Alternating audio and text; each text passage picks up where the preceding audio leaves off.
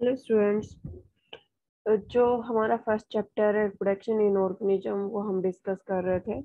उसमें हम asexual reproduction के टाइप्स पढ़ रहे थे। तो उसमें हमने फ्यूजन के बारे में पढ़ लिया था, fragmentation, regeneration and vegetative propagation के बारे में हम डिस्कस कर रहे थे, जिसमें जो नेचुरल मेथड है वेजिटेटिव प्रोपोगेशन के वो हमने डिस्कस कर लिए थे। आज की क्लास में हम जो वेजिटेटिव प्रोपोगेशन के artificial method of vegetative propagation आज हम वो डिस्कस करने वाले हैं। तो मेनली जो वेजिटेटिव प्रोपोगेशन है मेनली थ्री टाइप से है। वो तीन अलग अलग मेथड है, उनको हम यूज करते हैं प्रोपोगेशन के लिए artificially: cutting, layering and grafting. ये तीन मेथड है अलग अलग, इन तीनों को हम यूज करते हैं आर्टिफिशियली प्रोपोगेशन के लिए। तो वन बाय वन हम इनकी डिटेल्स पढ़ेंगे। तो सबसे पहले कटिंग।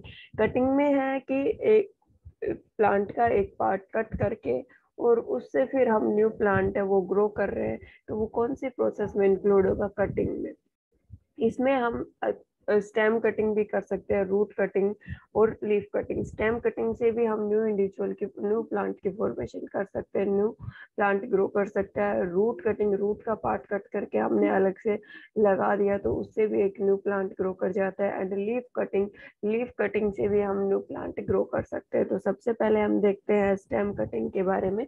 स्टेम कटिंग में हम अलग अलग टाइप से मतलब प्लांट को कट करेंगे। एक ओब्लिकली कर सकते हैं, इसके अलावा उसको टिल्टेड शेप में भी उसको कट कर सकते हैं हम। तो स्टेम कटिंग में सबसे पहले तो हमें ये देखना चाहिए कि जिस प्लांट में हम प्रोपोगेशन कर रहे हैं वो डिजीज फ्री प्लांट हो, हेल्दी प्लांट हो। और जो उसका अपर पार्ट है मेनली प्रीफर हम उसी को करते हैं। जो लोअर स्टेम है उसको प्रीफर नहीं करेंगे प्रोपोगेशन के लिए। अपर पोर्शन को हम यहाँ पे प्रीफर करते हैं।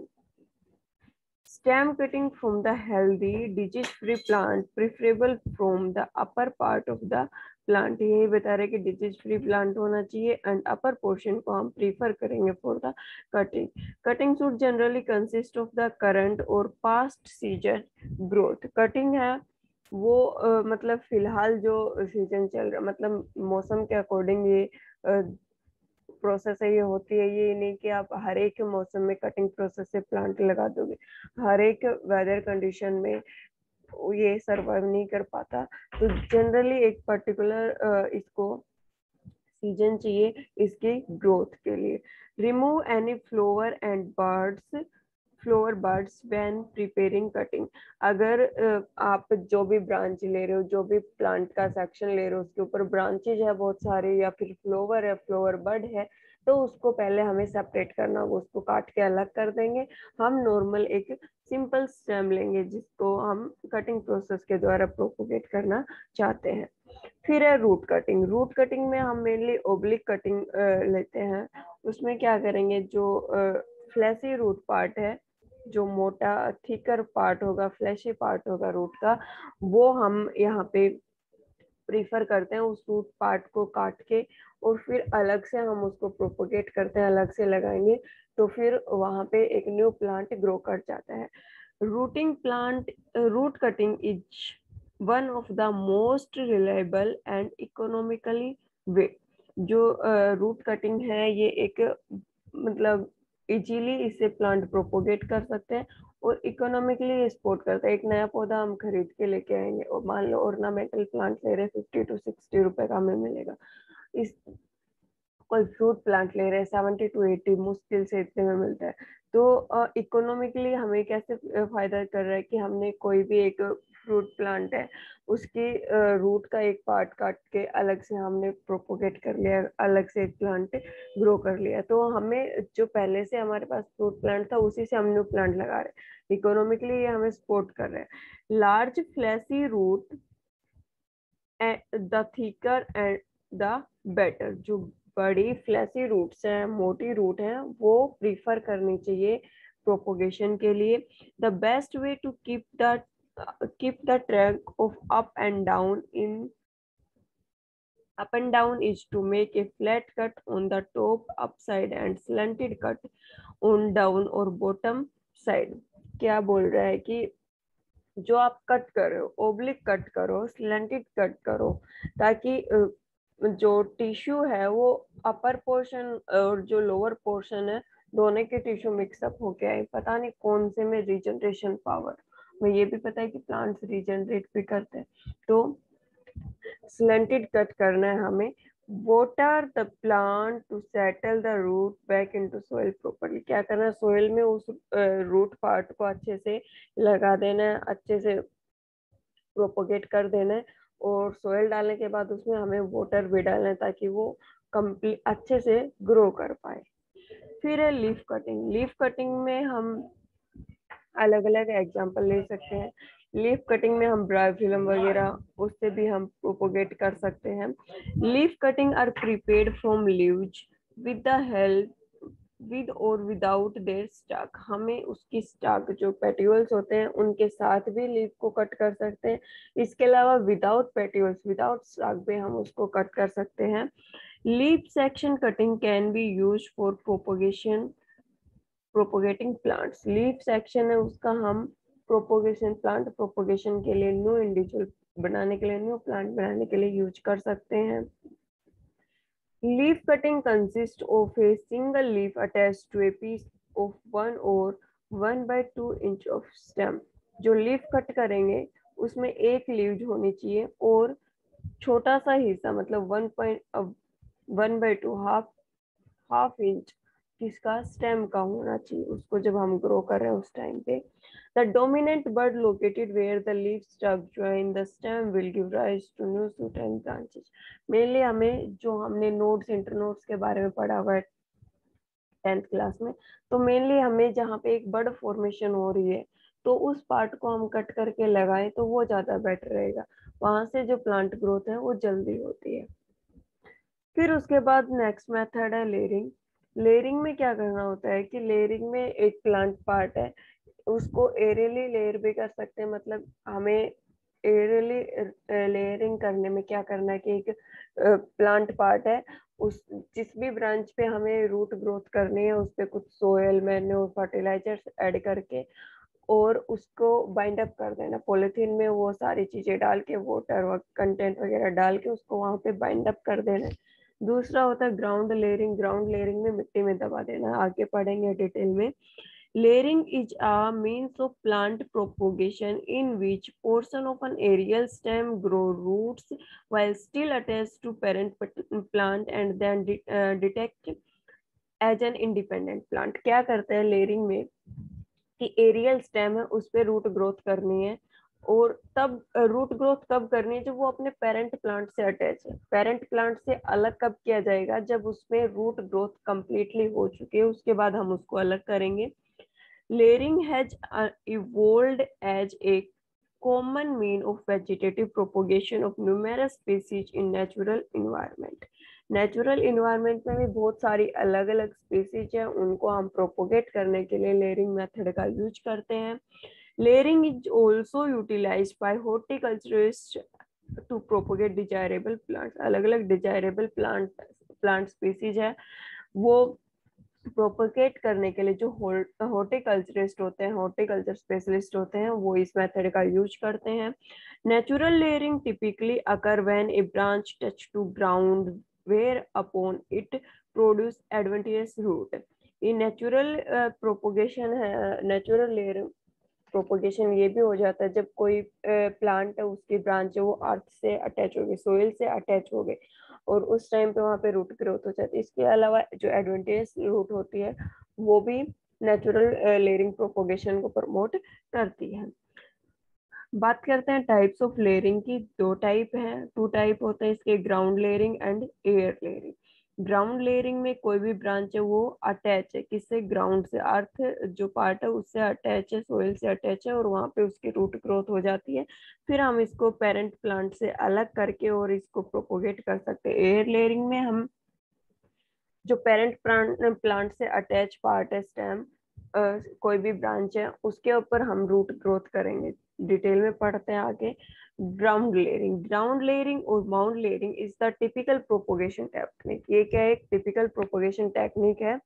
Original plant are set in the ground with the stem nearly horizontal force side buds to grow upward. देखो क्या हो रहा है, ये पेरेंट प्लांट है, इसके एक ब्रांच है, इसको हमने क्या कर दिया, मिट्टी में दबा दिया, मिट्टी इसके ऊपर डाल दी, ये यहाँ पे रूट ग्रोथ होनी स्टार्ट हो जाएगी और ये जो मूवमेंट है ये अपवर्ड मूवमेंट होनी स्टार्ट हो जाएगी। जब ये अपवर्ड मूवमेंट स्टार्ट हो चुकी, रूट प्रॉपरली ग्रोथ कर चुकी, उसके बाद हम इस प्लांट को यहाँ से कट करके और अलग से प्रोपोगेट कर सकते हैं, लगा सकते हैं, इसको ग्रो कर सकते हैं। At the end of growing season the side branch will have be rooted and can be separate while the plant dormant. Plant dormant हो चुका है, उसके बाद हम इसको कट करके अलग कर सकते हैं। Some of these will be use for grafting root stock. Root stock के लिए भी इस मेथड को यूज किया जाता है। फिर बात करते हैं एयर लेयरिंग की। एयर लेयरिंग में क्या करना, कोई भी हमने एक ब्रांच ली, उसके अंदर हम क्या कर रहे हैं, उसके अंदर हम सोयल, मैन्योर, फर्टिलाइजर्स, हार्मोनल जो क्वांटिटी है वो और वाटर कंटेंट ऐड करके एक पॉलिथीन बैग लिया, उसके अंदर ये सारी चीजें डाल लेंगे और साथ में उस ब्रांच को हम अटैच कर लेते हैं इसमें, ब्रांच को भी इसके साथ ही टाई अप कर देंगे, ठीक है। और ब्रांच को इसके साथ टाई अप कर दिया तो कुछ टाइम पीरियड बाद इसमें रूट ग्रोथ होनी स्टार्ट हो जाए, क्योंकि यहाँ पे हार्मोन्स भी है, मेन्योर भी है, फर्टिलाइजर भी है, सोयल भी है, वाटर कंटेंट भी, सारी चीजें अवेलेबल है जो कि रूट ग्रोथ के लिए एसेंशियल होती है। इन air layering or marcotting the target region is wound और a strip of the bark is remove. जो बार्क स्ट्रिप है उसको रिमूव किया जाता है, जो बार्क है उसको रिमूव किया जाता है। Rooting hormones is often applied to encourage the wound region to grow roots. जो वोंड रीजन है जहां से बार्क हमने अलग कर दी, जो स्टेम है उसकी बार्क अलग कर दी, रिमूव कर दी है, वहां पे रूटिंग हार्मोन्स है वो अप्लाई किए जाते हैं। When sufficient root have grown from the wound, the stem from the parent plant is removed and planted। जब sufficient root growth हो चुकी है यहाँ पे, तो क्या करेंगे हम, जो जिस रूट ग्रोथ हुई है उसको पेरेंट प्लांट से अलग कर देंगे। It can be take the layer from a few week और one or more growing season to produce sufficient root. जो ये रूट ग्रोथ है इसमें कुछ वीक भी लग सकते हैं और कुछ सीजन भी लग सकता है इसमें कंप्लीटली रूट ग्रोथ होने में। एयर लेयरिंग इज द लेमिनियम डेंड्रियोइड्स। ये इसका एग्जाम्पल है कि इसमें हम एयर लेयरिंग से जो प्लांट है वो प्रोपोगेट कर सकते हैं। नेक्स्ट है ग्राफ्टिंग। ग्राफ्टिंग हॉर्टिकल्चर जो साइंस एग्रीकल्चर ब्रांच है उसमें काफी यूज किया जाता है। आप लोगों ने सुना होगा कि ऑरेंज एंड लेमन के प्लांट्स के बारे में, कि उसी प्लांट पे लेमन लग रहे हैं, उसी प्लांट पे ऑरेंज लग रहे हैं। तो ये किसका मेथड है, ग्राफ्टिंग मेथड से प्रोपोगेट किए हुए प्लांट है वो। इसमें क्या करते हैं कि कोई भी प्लांट है, उस जैसे कि एक हमारे पास लेमन का प्लांट है, एक हमारे पास ऑरेंज प्लांट है, उन दोनों को हम क्या करेंगे, दोनों के ओब्लिकली स्टेम कट करेंगे। जैसे कि हमें ऑरेंज प्लांट है उसमें लेमन प्लांट है उसके टिश्यू इंसर्ट करने, तो जो ऑरेंज प्लांट है उसको ओब्लिकली हम कट कर देंगे और यहाँ पे जो लेमन प्लांट है उसको ओब्लिकली कट करके यहाँ पे उसका पार्ट इंसर्ट कर देंगे। दोनों के टिश्यू मिक्सअप हो चुके। इस ब्रांच पे क्या लेमन प्लांट है वो ग्रो करेगा, दूसरी ब्रांच जो होंगी वहां पे क्या ऑरेंज प्लांट है वो ग्रो करेगा। तो यही प्रोसेस किसमें इंक्लूड होते हैं, ग्राफ्टिंग मेथड में इंक्लूड होती है। Grafting or graftage is a horticulture technique whereby tissue from one plant are inserted into those another. वही बता रहा है कि हॉर्टिकल्चर टेक्निक है जिसमें एक प्लांट के टिश्यू दूसरे प्लांट में इंसर्ट किए जाते हैं। The technique is most commonly use asexually propagation of commercial grown plant. ये एसेक्सुअली प्रोपोगेशन में काफी हेल्प करती है, यूज किया जाता है कमर्शियली प्लांट ग्रो करने के लिए। यहाँ पे हम मैंगो ट्री का एग्जांपल ले सकते हैं, मालगोवा मैंगो और गवावा का मिक्सचर है ये। टाइप्स ऑफ ग्राफ्टिंग, तीन टाइप से अलग अलग ग्राफ्टिंग मेथड पढ़ सकते हैं हम। स्क्वीज और वाइप ग्राफ्टिंग, वाइप और टंग ग्राफ्टिंग एंड अप्रोच ग्राफ्टिंग। तो सबसे पहले है स्प्लाइस ग्राफ्टिंग। इसमें क्या है, वही ओब्लिकल कट करना है और उसके अंदर फिर हमें टिश्यू इंसर्ट करने हैं। It is the very simple, popular and easy to perform method of grafting for small materials. Small amount में हमें टिश्यू इंसर्ट करने हैं तो उसके लिए ये मेथड बेस्ट है. It is usually done when the sap has started to rise before the bud break. Bud break से पहले sap start हो चुका है तो उस पोर्शन में ये मेथड काम करता है. उसके बाद है टंग ग्राफ्टिंग. इसमें कुछ इस टाइप से हमें कट करने होते हैं, मतलब एक ट्रायंगल शेप में कट लगाएंगे और वहां पे टिश्यू इंसर्ट करेंगे. It is the similar to splice grafting except that the tongue is added to the cut space and provide better fitting and rigidity. वहां पे क्या था प्रॉपरली एक, जैसे कि ये वाला पोर्शन है, क्या पता ये ग्रोथ कर पाए ना कर पाए. इस अभी इसमें क्या है कि इसमें तो दोनों साइड से टिश्यू अंदर इंसर्ट कर चुका है, लेकिन यहाँ पे क्या है, यहाँ पे तो सिर्फ सरफेस एरिया पे इंसर्ट हुआ है. ठीक है, यहाँ पे इंटरनली इंसर्ट हो चुका है टिश्यू, तो ये अच्छे से फिट, जो फिटनेस है वो काफी अच्छी रहेगी, रिजिडिटी है वो मेंटेन रहेगी. It has the highest rate of success as it is offers the most cambium contact between the two species. दो अलग अलग स्पीसीज जिनको हम हाइब्रिड बनाने की कोशिश कर रहे हैं, उनमें जो कैम्बियम ग्रोथ है वो काफी अच्छे से हो पाती है. Common in fruit tree like Bramley apple है, उसमें कॉमनली ये चीज हमें देखने को मिल जाती है. फिर है अप्रोच ग्राफ्टिंग. अप्रोच ग्राफ्टिंग में जो अलग एक आर्क टाइप में ग्राफ्टिंग करनी होगी हमें इसके अंदर, ये दोनों स्टेम है उनके अंदर इंसर्ट करना, जैसे कि एक आर्क टाइप है उसके अंदर हमें इंसर्ट करने हैं tissue. Approach grafting or inarching is used to join together plant that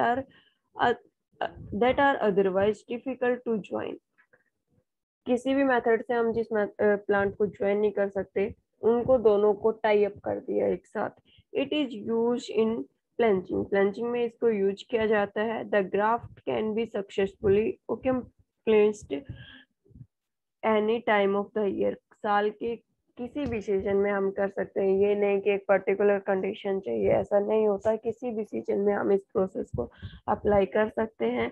यहाँ पे मैंगो जो एग्जांपल है, मैंगो एंड गवावा के बीच में जो ग्राफ्टिंग मेथड यूज किया जाता था, अप्रोच ग्राफ्टिंग, वहाँ पे हम यूज करते हैं. तो ये हो गए हमारे artificial method of the vegetative propagation.